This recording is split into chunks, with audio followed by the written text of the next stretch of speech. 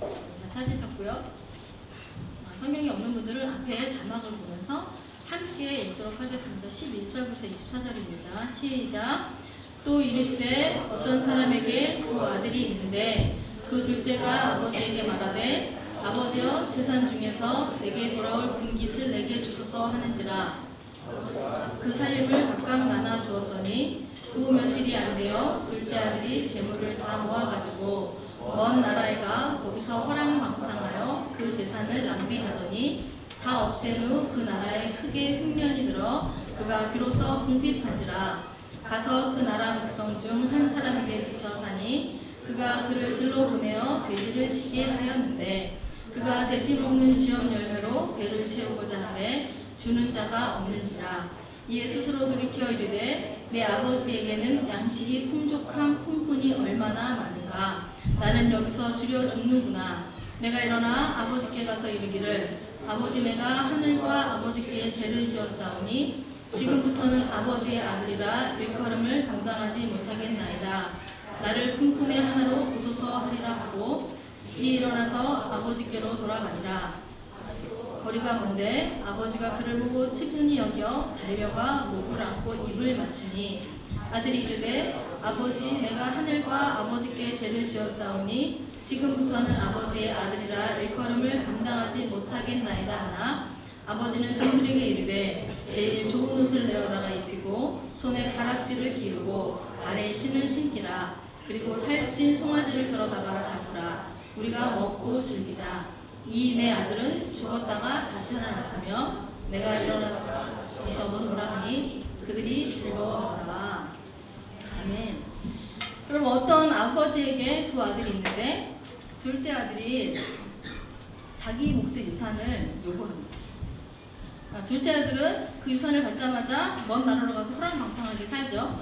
이 허랑방탕이라는 뜻은 여러분이 그 네이버를 찾아보면 이렇게 나와요. 언행이 허황하고 착실하지 못하며 술과 여자에 빠져 행실이 추저분하다. 마지막 이 말이 확 와닿죠. 이 추저분한 삶을 살았다는 거예요. 요즘 스타일로 하면 이거죠. 호텔에 살면서 집을 따로 구하지 않는 거예요. 호텔에 살면서 매일 파티를 여는 거예요. 그리고 파티 할 때마다 그 무대에 올라가가지고 그 5만원짜리 막 만원짜리 현금을 다 뽑아가지고 뿌리는 거죠. 막 이렇게. 막 이렇게 뿌리는 거예요. 그러면서 인싸 중에 인싸가 돼서 술과 여자와 유흥에 빠져 사는 것. 이게 지금 허랑방탕한 삶입니다. 이 둘째 아들이 매일매일 신나게 놀다 보니까 그 많던 돈은 다 사라지고 지금 처지가 어떻게 되냐면 돼지 우리에서 여러분 돼지 우리 가보신 적 있어요? 그 돼지 우리에서 돼지랑 같이 살면서 돼지가 먹는 밥도 못 얻어먹어서 돼지밥을 훔쳐먹는 신세가 된 거예요. 허랑방탕하게 살다가 완전 처참하고 비참한 상태가 돼서야 이제 지푸라기라도 잡는 심정으로 맞아 죽을 것을 각오하고 집으로 돌아왔는데 놀랍게도 아버지는 두 팔을 벌려 그를 맞이하고 동네 사람을 불러다가 잔치까지 옵니다. 그럼 이것이 오늘 우리가 읽은 본문의 내용입니다. 이 이야기를 수도 없이 들어본 사람도 있을 것이고 놀랍게도 오늘 처음 듣는 사람도 있을 거예요. 근데 정말 교회를 다니다 보면 굉장히 많이 듣는 이야기예요. 그래서 이 본문의 제목이 뭐죠, 여러분? 너무 똑똑해. 저거 말고. 흔히 이 본문에 대해서 뭐라고 얘기하냐면 이 비유를 탕자의 비유라고 이야기를 해요. 그래서 많은 사람들이 이 이야기의 주인공이 탕자, 즉 둘째 아들이라고 생각하는데 그렇게 보기에는 뭔가 아쉬운 부분이 있어요. 우리가 읽지는 않았지만 25절부터 보면은요 또 다른 아들이 등장해요. 첫째 아들인데 첫째 아들도 둘째 아들만큼이나 안타깝습니다. 그렇다면 여러분 이 이야기의 포커스는 첫째 아들에게 맞춰줘야 할까요? 오늘 우리가 읽은 11절을 보면 이 이야기는 이렇게 시작됩니다. 어떤 사람에게 두 아들이 있는다. 여기서 우리가 유추할 수 있는 게 뭐죠? 이 이야기는 둘째 아들만큼이나 첫째 아들에 대한 이야기이기도 하고 두 아들 못지않게 아버지에 대한 이야기이기도 한다는 거죠. 탕자라고 번역되는 이 형용사가 목사님도 1부에 2부에부터 말씀하셨는데 탕자로 번역되는 이 형용사가요 프로디걸이라고 해요. 영어로 프로디걸. 무슨 뜻이냐면 낭비하다, 무모할 남김없이 다 쓴다는 의미입니다. 프로디거. 낭비하다, 무모할 정도로 씀씀이가 해프다, 하나도 남김없이 다 씁니다. 그럼 오늘 말씀을 들으면서 여러분들이 풀어야 할 퀴즈가 하나 있는데요. 이 프로디걸이라는 형용사가 수식하는 사람이 과연 누구인가? 이걸 찾는 거예요. 이 단어가 수식하는 사람이 과연 누구인가? 오늘 본문은 아주 충격적인 용어로 시작됩니다. 12절 한번 볼까요? 그 둘째가 아버지에게 말하는데 재산 중에서 내게 돌아올 분깃을 내게 주소서 하는지라 라고 얘기해요. 지금도 그렇지만 예수님께서 이 말씀을 하셨던 당시에 사람들은요, 이 예수님의 이야기를 듣고요, 경악을 금치 못했을 거예요. 당시에 이 유산 분배는 아버지가 죽고 난 이후에나 할 수 있는 일이에요. 그러니 아버지가 건강하게 살아야 되는데 유산을 달라고 하는 이 아들의 말은 어떤 말이냐면, 아버지 이제 사실 만큼 사셨는데 그만 사시고 내 몫의 유산을 주시면 어떻겠습니까? 라고 이야기하는 거예요. 정말 충격적이지 않습니까? 건강한 아버지에게 나는 이제 돈이 필요하니 그만 사십시오. 그리고 돈을 좀 주시지요. 이렇게 이야기하는 거예요. 그런데 더 충격적인 것은 뭐냐면 아버지의 반응입니다. 이 엄청난 지금 이 사람들이 있는 배경이 중동이거든요. 중동은 지금도 그렇지만 이 당시에는 엄청나게 가부장적이었어요. 그런데 이 가부장적인 시대에 아버지가 죽고 난 이후에나 유산을 얘기해야 되는데 아버지가 멀쩡히 살았는데 유산을 달라는 거예요. 이런 둘째 아들의 요구는 어떤 얘기냐면 이런 거예요. 나는 죽고 싶습니다. 나는 동네 사람들에게 돌에 맞아 죽고 싶습니다. 딱 이거 얘기해요. 이 사람은 돈을 요구하는 것이지만 사실은 사회적으로 사람들이 볼 때는 저 무슨 말이야? 지금 죽겠다는 이야기야? 우리 보고 돌로 치라는 이야기야? 이렇게 느낄 만큼 굉장히 폐역한 말이라는 거예요. 그래서 보통의 아버지들은요, 아들이 이런 말을 하면 호통을 치면서 집에서 쫓아냅니다. 그런데 이 아버지는 어떻게 합니까? 12절을 보면 아버지가 그 살림을 각각 나눠줘요. 여기서 재산이라는 말 대신에 살림이라는 단어를 쓰고 있어요. 이 살림이라는 단어는 헬라어로 보면 비오스인데 이 비오스의 뜻은 생명이라는 뜻이에요. 재산을 분명히 달라고 했는데 아버지는 살림을 나눠줬어요. 근데 살림이라는 단어가 갖고 있는 뜻이 생명이라는 거예요. 재산을 의미하는 헬라어 단어가 그렇게 많은데 하필 예수님께서 여기서 굳이 이 비오스를 사용하십니다. 재산이라는 의미를 갖고 있는 생명이라는 단어를 사용하시다는 거죠. 그래서 우리도 이 단어에 주목해야 되는데요. 여러분, 당시에 아버지의 재산은 주로 부동산이었어요. 부동산. 그런데 둘째 아들에게 유산을 주려면 어떻게 해야 되죠? 땅을 팔아야 하는 거예요. 지금이야 땅의 가치를 주로 돈으로 매기기 때문에 필요한 만큼 값을 쳐주면 사람들은 쉽게 땅을 팝니다. 그러나 당시에는요, 땅을 가진 사람의 정체성이었고 존재감을 가진 것이었어요. 그래서 지금 우리가 나는 내가 땅을 이만큼 소유하고 있어 이렇게 이야기하지만 당시 사람들은 어떻게 얘기했냐면 내가 이 땅에 속해 있습니다. 내가 이 땅에 속해 있습니다. 무슨 말입니까? 땅의 일부를 잃으면 나의 자아를 잃는 것이고 땅의 일부를 잃으면 내가 그 지역 안에서의 지위가 사라진다라고 생각했다는 거예요. 다시 말해서 유산을 요구한 둘째 아들의 행동은요, 살아있는 아버지에게 아버지 당신의 자아를, 당신의 존재감을, 당신의 명예를, 그러니까 당신의 생명을 저에게 찢어주십시오 이렇게 얘기해요. 그럼 이게 말이 되는 이야기입니까? 아니, 여러분 친구들이 여러분에게 야 너 나 좋아하지? 그럼 너 나에게 너의 생명을 찢어줘. 그럼 여러분 어떻게 반응하시겠어요? 너의 생명을 찢어줘. 너무 로맨틱하게 들리나 이 말이? 로맨틱하다고 말하기엔 너무 잔인하지 않아요? 지금 딱 그거예요. 아버지 이제 그만 사시고 제발 생명 좀 찢어주세요. 저 그거 필요하다니까요. 지금 이렇게 이야기하는 거예요. 그런데 아버지가요, 이 배은망덕한 아들의 요구를 들어주죠. 이제 아버지는 필요 없고 아버지의 재산만 필요하다는 아들의 노골적인 표현의 보통과 앞으로 이제 동네 사람들이 정말 이상한 얘기 많이 할 거예요. 그런 사람들이 비난을 끌어안고 이 아버지는 아들의 요구를 들어줍니다. 그 둘째 아들 그 다음에 어떻게 하죠? 돈을 받자마자 이제 뭐 얼씨구나 하고 먼 나라에 가서 고비 풀린 말처럼 돈과 시간을 막 낭비해요. 그러다가 돼지밥도 못 얻어먹는 돼지보다 못한 신세가 돼서야 그제야 자신의 상태를 직면합니다. 17절 한번 읽어볼까요? 17절 같이 읽겠습니다. 시작! 이에 스스로 돌이켜 이르되 우리 아버지에게는 양식이 풍족한 품꾼이 얼마나 많은가. 나는 여기서 줄여 죽는구나. 무슨 얘기입니까? 나는 돼지밥도 못 얻어먹는 신세가 되었는데 아버지를 생각해보니 아버지의 집에는 거기서 일하는 품꾼조차도 양식이 풍족한 거예요. 그 아버지의 집과 아버지가 막 떠오르는 거예요. 이 이야기 속에서 둘째 아들이 유일하게 잘한 게 하나 있어요. 쭉 보면은 결론이 안 나오기 때문에 그 이후에 어떻게 잘했는지는 우리가 유추해 볼 수밖에 없는데, 분명하게 드러나는 제일 잘한 거 한 가지, 유일하게 잘한 거 한 가지가 뭐냐면 자기의 현 상태를 직면하고 인정하는 거예요. 그럼 변화는요, 자신의 상태를 있는 그대로 직면하고 인정할 때 시작합니다. 여러분 2020년 계획 세우셨죠? 다이어트 계획 세우셨죠? 다이어트 계획. 요즘 초등학생들도 다이어트 계획 세우더라고. 정말 다이어트 계획을 수없이 세워. 우리나라 사람들만큼 다이어트 계획을 많이 세우는 민족이 있을까 싶은데 지금 뭐 여러 명이 다이어트 계획을 세웠어요. 그런데 여러분 자꾸 실패해. 수없이 세우는데 3, 4분기로 세우고 막 한 달에 한 번씩 세우고 막 이러는데 계속 실패하는 이유가 뭘까요? 현재 자신의 상태가 괜찮다고 생각하기 때문에 그래요. 다른 사람이 야 너 살 좀 빼. 그런데 자기가 거울로 비춰봤을 때 맨날 보는 모습이니까 잘 티가 안 나. 그래서 자기 모습이 이상한지는 내가 보고 얘기하면 안 돼요. 남들이 봐줘야 되거든요. 근데 자기가 볼 때 내 모습이 괜찮아요. 근데 여러분 정말 살 때문에 건강 이상이 생기고 살 때문에 관계에 문제가 생기고 이 살 때문에 취업에 문제가 생기면 그럼 여러분 살은 빼게 되어 있어요. 공부도 마찬가지고 운동도 마찬가지고 영적 생활도 마찬가지고.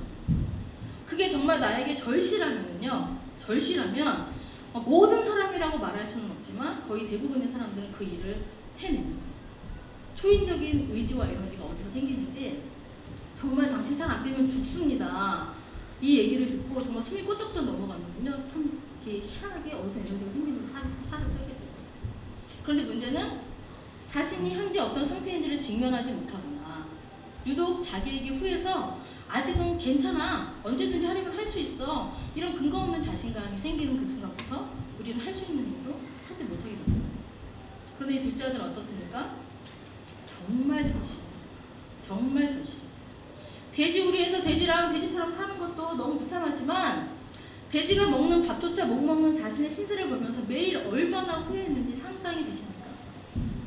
어제까지만 해도 그렇게 화려한 삶을 살았는데 며칠 새에 자기가 지금 그 더러운 돼지우리에서 돼지에게 채이면서 눈치 보면서 돼지 밥을 뺏어먹고 있는 거예요. 얼마나 비참합니까? 이 아들은 자신이 비참해지면 비참해질수록 아버지가 생각났어요. 그리고 자신이 아버지에게 절대로 해서는 안 되는 폐륜을 저질렀다는 것을 깨달았을 때 정말 너무 죄송하고 죄송했어요. 스스로를 용서할 수가 없는 그 상태에 됐을 때, 그리고 그때 이 아들은 아주 소중한 것을 깨달았어요. 자기의 신세가 처참하고 처참하다라는 것을 깨달을수록, 그리고 자기가 아버지에게 한 행동이 도대체 얼마나 말도 안 되는 일인가를 깨달을수록 이 아들이 정말 소중한 것을 깨닫습니다. 무엇일까요? 말도 안 되는 요구를 한 자신을 대하던 아버지의 모습. 노골적으로 아버지를 거부하고 돈만 요구했던 자신에게 어떤 책망도 분노도 비난도 하지 않고 자신의 요구를 묵묵히 들여줘서는 아버지의 사랑.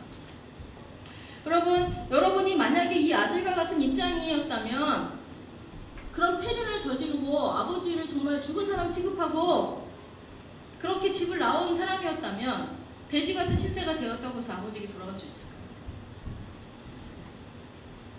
이 아들이 아버지께 돌아갈 수 있었던 것은 용기를 내어 자신의 현 상태를 직면하고 그 속에서 자신의 죄를 깨닫고 인정했기 때문입니다. 그리고 자신의 죄를 인정하자 비로소 아버지의 사랑의 크기와 깊이가 제대로 보입니다. 그 전에는 아버지니까 사랑하겠지 이렇게 마음에 와닿지 않던 그 아버지의 사랑이 자기의 처참하고 비참한 처지 속에서 깨달아진다는 겁니다. 여러분, 선생님들이 또 우리 삼기미들이 우리 여러분을 격려하기 위해서 밥을 사주거나 또 생일날 막 이렇게 케이크 준비해주고, 뭐 통일부 같은 경우는 성기미들이 다 선물, 케이크 이런 것들을 다 이렇게 사비로 선물을 준비해주는데, 그때 뭐 음료수를 사주고 막 이럴 때 어떤 마음이 드세요? 어떤 마음이 드세요? 당연하지. 뭐 내가 언제 사달라고 그랬나? 돈 많이 버니까 사주는 거 아니야? 나보다 돈 많이 벌잖아. 혹시 이런 마음 드세요? 정말 이런 마음이 든다면 정말 이 앞에서 할 수 없는 말을 제가 하고 싶은 말이 확 올라가는데 지금 녹화되고 있어서 말을 못하는데 혹시 그런 마음 드세요? 내가 언제 사달라고 했나? 나보다 돈 많이 버니까 사주는 건데 왜 내가 고마워해야 되나? 혹시 이런 마음이 든다면 이 마음이 바로 건강하게 살아있는 아버지한테 이제 그만 사시고 유산 좀 주십시오 하는 이 둘째 아들의 처음 마음. 선생님들이나 성기미들이요, 여러분보다 돈 많이 버는 거 사실입니다. 여러분보다 돈 많이 벌죠. 여러분은 경제생활을 안 하는데 여러분보다 많이 버는 거 사실이에요. 그런데 그 돈을 벌기 위해서 얼마나 수고하는지 여러분 아십니까? 그리고 선생님들도 성기미들도요, 다 가장이에요. 그리고 우리 성기미들이 다 청년들이긴 하지만 가장이에요. 그리고 빚이 얼마나 많은 줄 아세요? 빚 갚아야 돼요. 빚도 갚아야 돼. 마이너스야. 열심히 일해서 월급을 타가지고 이렇게 하면은 마이너스라는 거예요. 그럼에도 불구하고 제가 볼 때, 제 눈으로 볼 때, 그럼에도 불구하고 여러분을 위해서 아낌없이 돈을 씁니다. 왜 그럴까요? 우리 오늘 성년부 아우팅 갈 건데 여러분을 위해서 막 아낌없이 왜 그럴까요? 여러분을 사랑하기 때문에. 여러분 이 세상에 좋아하지도 않고 사랑하지도 않고 자기에게 전혀 의미가 없는 것을 위해서 돈을 쓰는 사람은 없어요. 앞으로 여러분이 직장생활을 하고 고생을 해서 돈을 벌어보면 선생님들과 성기미들이 여러분을 얼마나 사랑하는지 알게 될 건데 저는 그날이 빨리 왔으면 좋겠어요. 빨리 왔으면 좋겠습니다. 아버지의 크고 깊은 사랑을 깨달은 둘째 아들은 인생 최고의 결단을 하고 아주 큰 용기를 냅니다. 18절, 19절 말씀 함께 읽겠습니다. 18절, 19절입니다. 시작. 아버지께 가서 이르기를 아버지 내가 하늘과 아버지께 죄를 지었사오니 지금부터는 아버지의 아들이라 일컬음을 감당하지 못하겠나이다. 나를 품꾼이 하나로 보소서 하리라. 아버지에게로 돌아가서 자신의 죄를 고백하고 자신이 이제 아들의 자격이 없으니 품꾼으로 써달라는 부탁을 해야겠다는 결심이에요. 내가 원래 이 집의 아들이었으나 이제는 아들의 자격이 없으니 하루 벌어 하루 먹고 사는 그런 품꾼으로도 써달라고 해야겠다. 그럼 참 쉽지 않은 결심입니다. 주인의 아들이 품꾼이 되다니. 게다가 지금 집에 돌아가겠다고 결심을 했지만 넘어와야 될 큰 장벽이 있어요. 뭘까요? 형이에요, 형. 형을 어떻게 감당할 것인가. 아버지는 그렇다 치더라도 형이 나를 죽이겠다고 달려들 수도 있는데 사람들의 시선은 어떻게 감당해야 됐을까? 감당할 것인가? 집으로 돌아가긴 돌아가야 되는데 감당할 것들이 너무 많고 너무 무시무시합니다. 하지만 이런 마음이 들었을 것 같아요. 여기서 죽나 가서 죽나 죽는 게 매한가지라면 아버지 옆에 가서 죽는 게 낫겠다. 이런 마음이 들었을 것 같아요. 그런데 이 이야기가 참 재밌는 게 뭐냐면 이야기라는 게 그렇잖아요. 어떻게 쫙 가다가 클라이막스가 한번 딱 있고 거기서 빡 몰쳐야 되는데 이 이야기가 참 독특한 계속 클라이막스예요. 처음에도 클라이막스, 처음부터 충격적으로 빡 터뜨려. 완전 막장 드라마잖아요. 이거 빡 터뜨렸어요. 근데 중간에 한번 또 빡 터뜨려. 갑자기 돼지보다 못한 신세가 되는데 또 아버지에게 돌아가는데 클라이막스가 또 이어집니다. 아들이 집에 간다고 편지를 보낸 것도 아닌데 어떻게 알았는지 아버지가 나와서 기다려요. 아마 아버지는 아들이 집을 나간 후에 매일 나와서 아들을 기다렸던 것 같아요. 멀리서 걸어오는 아들이 모습에 보이자 아버지가 아들을 보고 달려갑니다. 여러분 지금이야 막 아버지들이 여러분 보면 막 달려가잖아요. 지금 밖에 나가서 우리 교회 보십시오. 어린아이들이 뛰어다니면 아빠들이 막 달려가요. 그런데 당시는 그렇지 않았어요. 당시에는요 아버지가 달린다는 거 있을 수 없는 일이었어요. 이때는요 남자들도 치마를 입었어요. 그런데 지금 제가 입은 이 옷이 그대로 길다고 생각하시면 돼요. 이 옷이 지금 폭이 좁잖아요. 아버지들이 당시 입었던 아버지의 옷이요 치마인데 폭이 좁은 긴 옷이에요. 그 상태로 뛰면 어떻게 될까요? 앞으로 꼬꾸라져요. 다리 올려가지고 제가 초등학교 때 그 치마를 입고 자전거를 타다가 이렇게 자전거 내려 저기서 축구공이 오길래 축구공을 뻥 쳤어요. 내가 치마 입은 걸 모르고 팍 꼬꾸라져가지고 무릎이 깨졌는데 수십 년이 지난 지금도 상처가 있더라고요. 그런 사태가 벌어질 수 있는 상황이에요. 그런데 이 아버지가 아들을 보고 달려가기 위해서 어떻게 하는 줄 아세요? 치마를 걷어 올려서 속살이 드러나게 하면서 달려가요. 이 시대에 아버지가 뛴다라는 것도 말도 안 되는데 남자가 속살을 드러내고 달려가고 있는 거예요. 동네방네 소문이 날 거예요. 세상에 저런 부끄러운 짓을 한다고 이런 소문이 만발할 거예요. 그럼에도 불구하고 이 아버지는 잠시의 망설임도 없이 겉옷을 늦춰 올려서 전력 질주의 아들을 향해 달려가요. 아들 향해서 입을 맞추고 그 다음에 종들에게 이렇게 말을 합니다. 22절에 아버지는 종들에게 이르되 제일 좋은 옷을 내어다가 입히고 손에 가랑지를 끼고 발에 신을 신기라. 여러분 이 집에서 제일 좋은 옷이라면 누구의 옷일까요? 아버지의 옷이에요.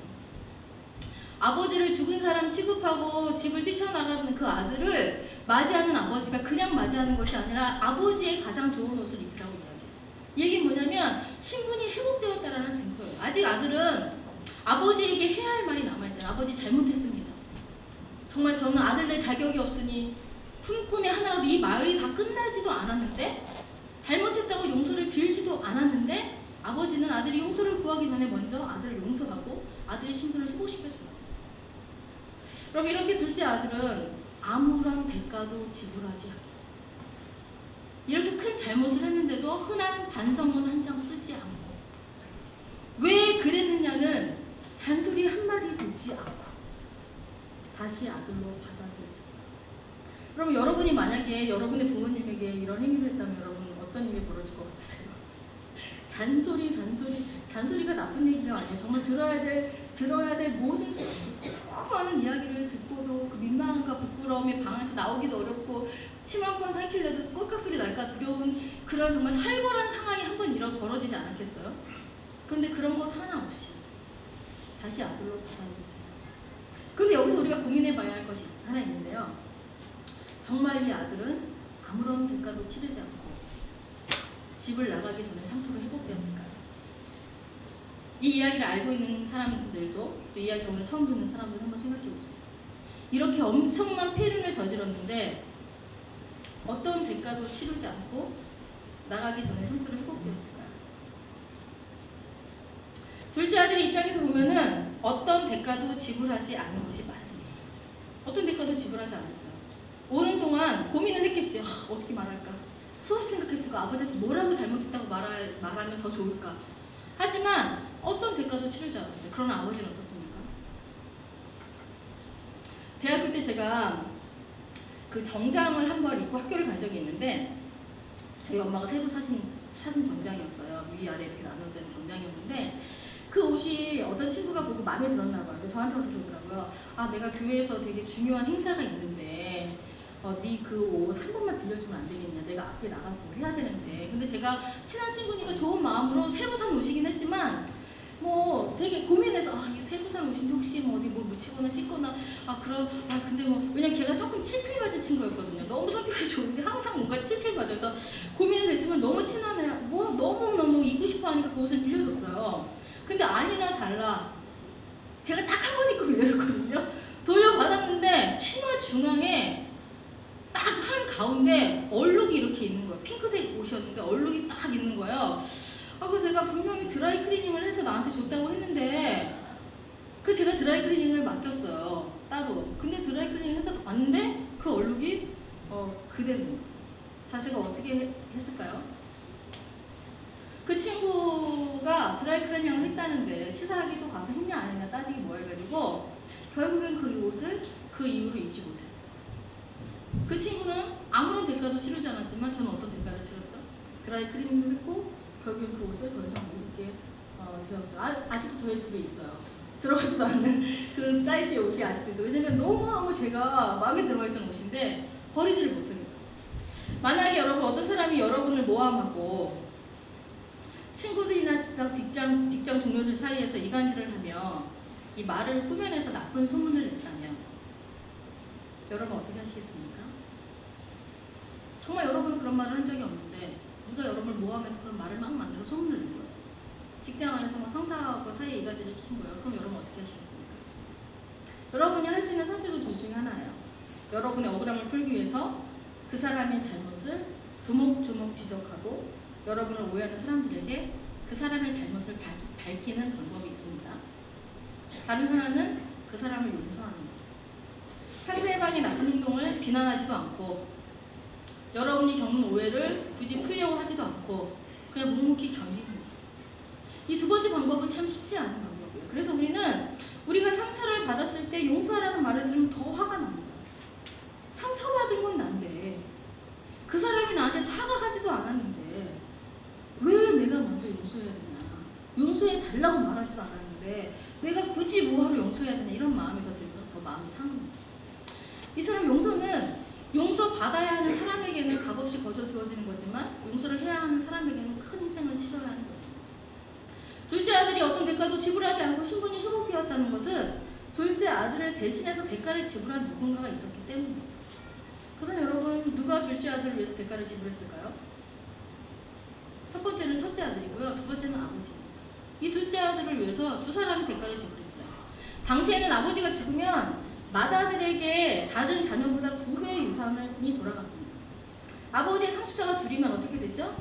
3분의 2는 맏아들에게 가고 3분의 1은 둘째에게 가는 거예요. 그러니까 이 아들은 벌써 3분의 1을 받아서 나간 거잖아요. 25절부터 첫째 아들의 이야기가 나옵니다. 첫째 아들은 오늘도 성실하게 밭에서 일을 하고 집으로 돌아옵니다. 그런데 자기가 모르는 잔치가 벌어지고 있는 거예요. 이 첫째 아들은요, 집안에서 일어나는 일이 자기가 몰라서는 안 되는 그런 캐릭터를 갖고 있는 사람이에요. 그런데 분명히 아침에 나갈 때까지만 해도 아무런 얘기가 없었는데 집에 돌아보니까 잔치가 일어나는 거예요. 그런데 그 잔치가 다름 아니라 폐륜을 저지르고 집을 나간 동생을 위한 것이라는 말에 더 놀랍니다. 그리고 첫째 아들은 분노하죠. 잔치가 벌어진 것을 보고 첫째 아들이 분노합니다. 왜 분노했을까요? 감정을 이입해보세요. 내가 첫째 아들이라면. 집안의 스치인 동생이 돌아와서 화가 났을까요? 아니에요. 이 첫째 아들이 화가 난 이유는 자기가 손해볼 것에 대한 계산이 떨어지기 때문입니다. 지금 집에서 벌어지는 이 잔치의 규모를 보니까 보통 잔치가 아니에요. 이 당시 사람들은 평소에는요, 고기를 잘 안 먹었어요. 고기를 먹을 수 있는 그런 게 아니에요. 그럼 고기는 언제만 먹냐면 아주 큰 잔치가 벌어졌어요. 근데 지금 살찐 송아지를 잡았잖아요. 이 얘기 뭐냐면 이 집안에 가장 큰 축하할 일이 벌어져요. 그 잔치 규모를 딱 보아하니까 이 형이 어떤 마음이 딱 드러나면, 아버지가 저 내쫓아도 정말 그 풀리지 않을 저 동생을 다시 상속자로 받아들였구나, 이런 마음이 듭니다. 다시 아들로 받아들였구나. 그러면 저 아들에게 또 재산을 상속해 줘야 되는데, 그런데 문제는 뭐죠? 저 둘째는 벌써 자기 거 받아서 다 썼어요. 이제 아버지 집에 남아있는 재산은 다 누구 거죠? 내 거예요, 내 거. 내 거만 남은 거예요. 그런데 저 아들을 다시 받아들였으니 어떻게 돼야 되죠? 내 거에서 또 3분의 1을 띄어서 저 배은망덕한 동생에게 줘야 됩니다. 그걸 딱 계산하는 순간 너무 화가 나요. 쫓겨나야 마땅할 녀석에게 내가 피땀 흘려서 읽은 재산을 나눠줘야 된다니, 나는 절대 그럴 수 없는 거죠. 절대. 막 감정이 막 되더라고요, 저도. 절대 그럴 수 없죠. 상황이 이렇게 되자 충성스러웠던 큰아들이 온데간데 없고 아버지에게 그간에 쌓여있던 분노를 쏟아냅니다. 이 사건을 통해서 알게 되는 게 뭐냐면 아버지에 대한 큰아들의 마음 역시 살아있는 아버지에게 유산을 달라고 했던 둘째 아들과 별반 다를 것이 없었다는 거예요. 그런데 오늘 본문은 둘째 아들에 대한 부분이기 때문에 큰아들에 대한 이야기 여기까지만 하겠습니다. 여튼 이런 상황을 둘째 아들이 모르지는 않았을 것 같아요. 그래서 둘째 아들도 집에 돌아올 때 두려웠을 거야. 형이 어떻게 나올까? 형이 절대 나를 받아들여줄 수 없는. 그래서 둘째 아들도 집으로 돌아가기로 결정했을 때 아들로서가 아니라 품꾼으로 받아달라고 이야기해야겠다, 이런 마음을 먹은 거예요. 그래서 여러분, 여기서 아버지의 입장은 어떨까요? 밤이 고나지고 둘째 아들이 돌아오길만을 기다렸지만 아들을 받아들이는 것은 아버지의 결정만으로는 불가능한 일이랍니다. 이미 분배된 유산의 상속자인 큰아들이 동의하지 않으면은 아버지라고 할지라도 둘째 아들을 받아들일 수가 없는 상황입니다. 그래서 31절에 보면 아버지가 분노해서 잔치에 들어오지 않는 큰아들에게 이렇게 말합니다. 아버지가 이르되 얘 너는 항상 나와 함께 있으니 내 것이 다 내 것이로되, 라고. 아버지도 알고 있는 거예요, 큰아들의 마음이. 큰아들이 지금 무엇 때문에 화를 내고 있는지, 큰아들이 지금 무엇을 계산하고 있는지 이 아버지도 다 알고 있더라고요. 자, 그렇다면 이제 이 아버지는 어떻게 해야 될까요? 둘 중 하나를 선택해야 될까요? 두 아들을 다 받아들이는 것이 어렵다면 둘 중 하나를 선택해야 될까요? 그럼 누굴 선택해야 될까요? 노후를 위해서 큰아들을 선택해야 할까요? 둘째는 보아하니 더 이상 나올 게 없는 거야. 그러면 나의 노후를 위해서 큰아들을 선택해야 할까요? 잃어버린 두 아들을 다 찾기 위해 아버지는 자신의 생명과 재산과 명예와 자존심과 아버지로서의 권위까지 다 포기합니다. 자, 여러분, 서두에서 말씀드렸던 퀴즈, 이 프로디걸, 무모할 정도로 씀씀이가 해픈 이 단어가 수식하는 사람은 누구일까? 나야? 무모할 정도로 씀씀이가 해픈 사람은 과연 누구일까요? 아버지는 두 아들 누구에게도 내가 어떻게 나한테 이럴 수 있냐, 죄를 따지거나 책임을 돌리거나 죄에 대한 대가를 치러야 한다고 요구하지 않습니다. 오히려 죄를 짓고도 분을 내며 아버지를 무시하는 아들들에게 먼저 다가가서 사랑을 표현하고 마음을 다독입니다.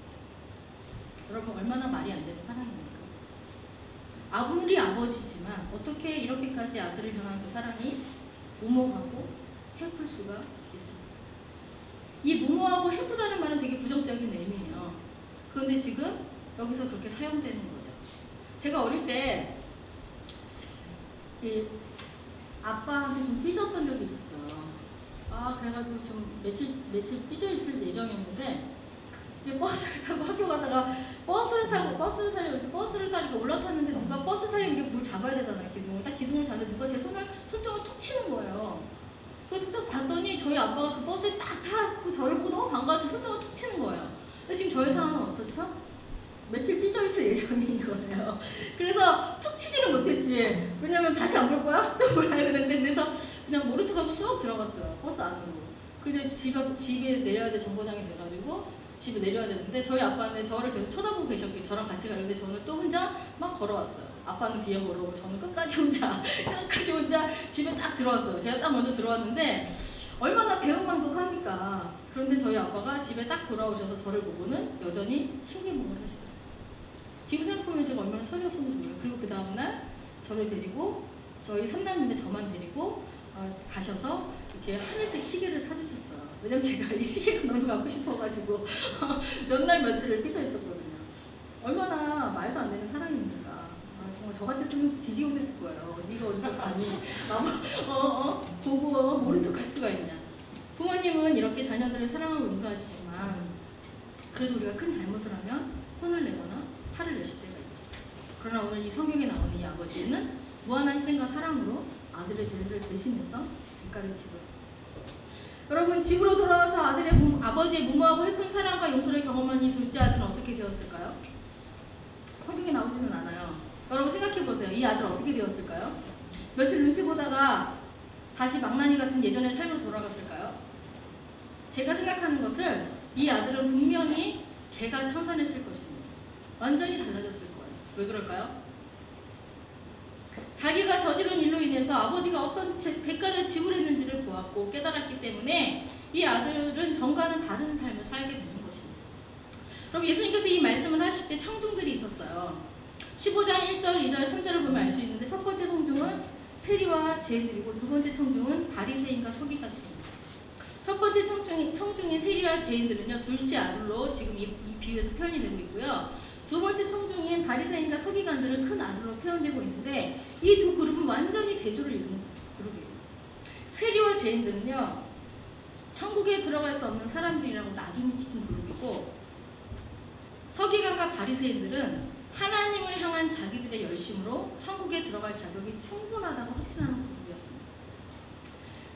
작은 아들은 자신의 폐역함으로 아버지의 아들이 될 수 없다라는 자괴감에 빠져있는 반면 큰 아들은 그동안의 수고와 노동의 양으로 볼 때 아버지의 것은 모두 나의 것이 되어야 한다는 확신을 가지고 있었습니다.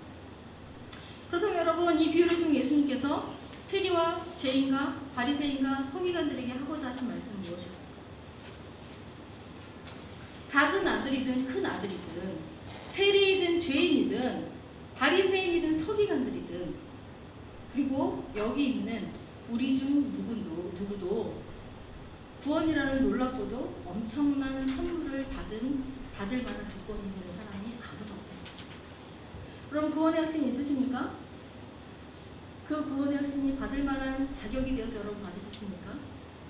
그렇지 않다는 거예요. 그럼에도 불구하고 우리가 구원의 기쁨과 하나님의 은혜를 누리는 것은 무모할 정도로 해픈 우리를 향한 무조건적인 하나님의 사랑 때문이라고 예수님 말씀하시는 거예요.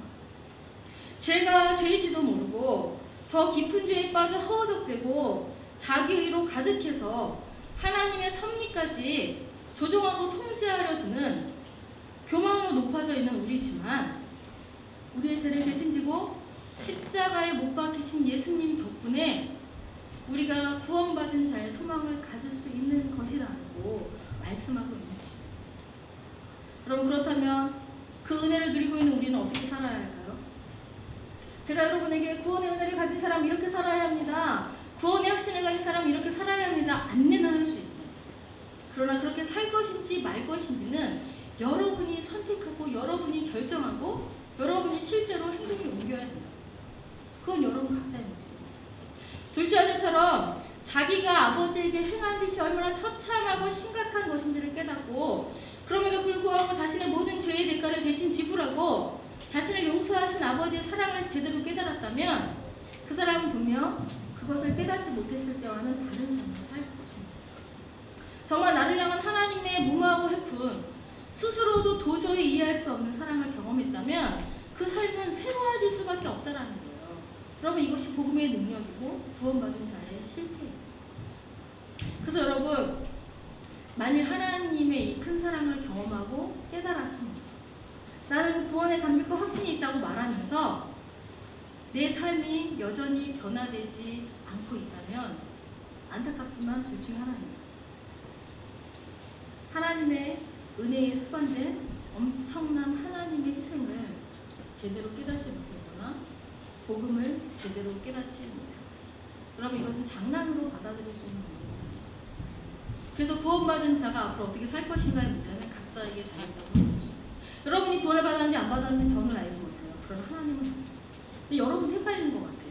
내가 구원받았는지 구원받지 않았는지는 그 구원의 감격과 구원의 확신이 여러분의 삶에 나타나는 자에 있다라는 거예요.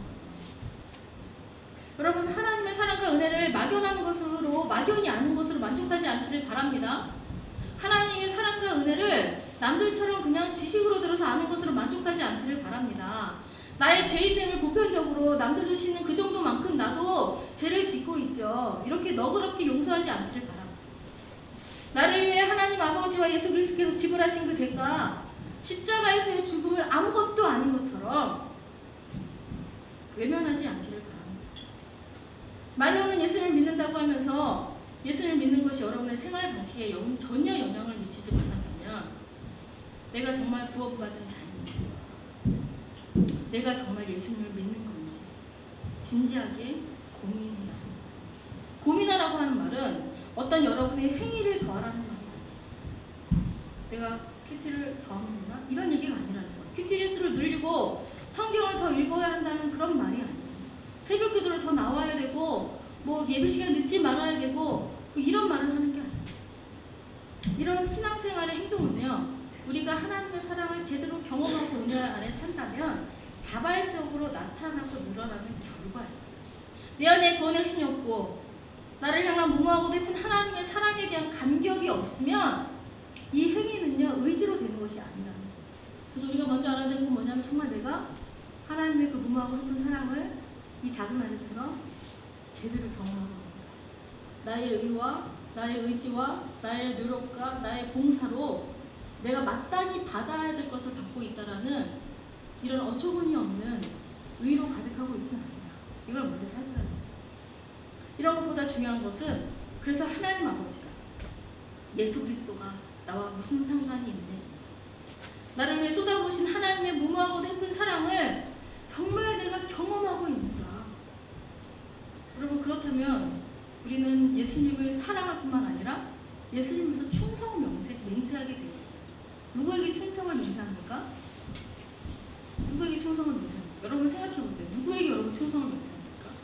그 마음이 나를 향한 그 무모하고 깊은 하나님의 사랑을 경험할 때 우리가 예수님에게 그렇게 나아가지 못합니다. 바라는 것은 그 어처구니가 없는 내가 생각해도 나를 위해 왜 그렇게까지 하시는지 도무지 이해가 안 되는 그 무모하고 깊은 사랑을 우리 모두가 경험할 수 있기를 축복합니다.